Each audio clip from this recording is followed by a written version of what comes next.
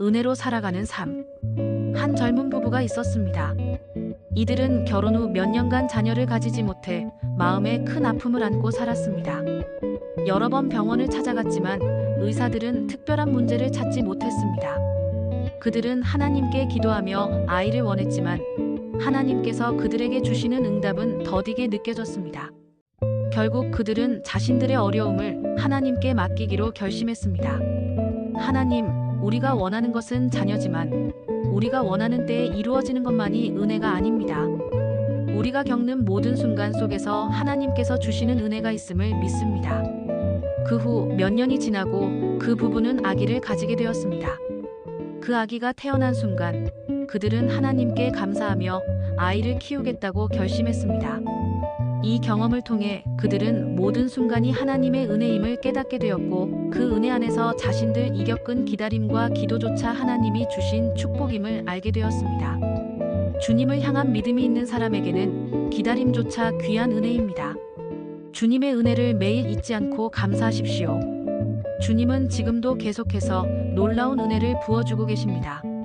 우리는 주님의 은혜가 아니면 단 한순간도 살아갈 수 없는 사람들입니다.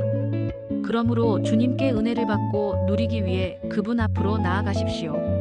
언제나 주님께 나아가 주님의 은혜 안에서 살아가는 그리스도인의 삶에 대해 묵상해 보겠습니다.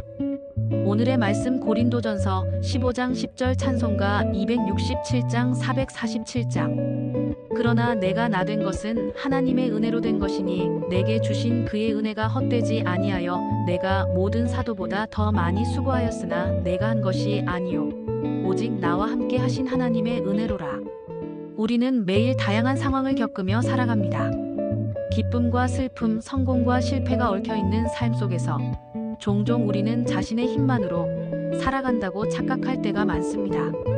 하지만 하나님의 은혜는 우리가 예상할 수 없을 때, 우리가 이해할 수 없을 때도 우리를 이끌어 주신다는 것을 기억해야 합니다.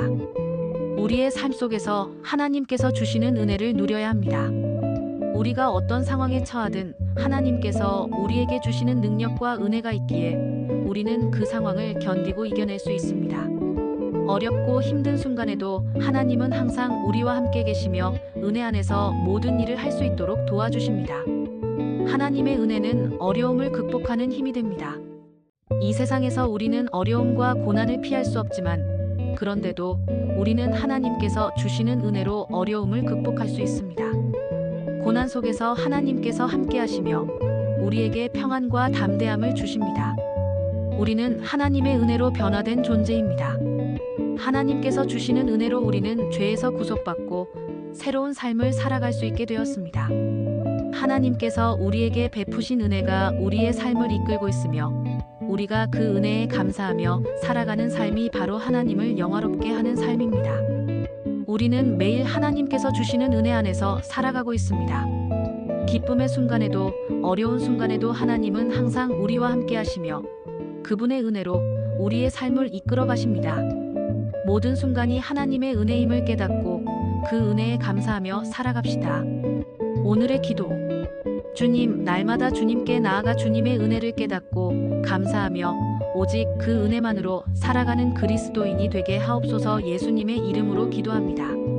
아멘.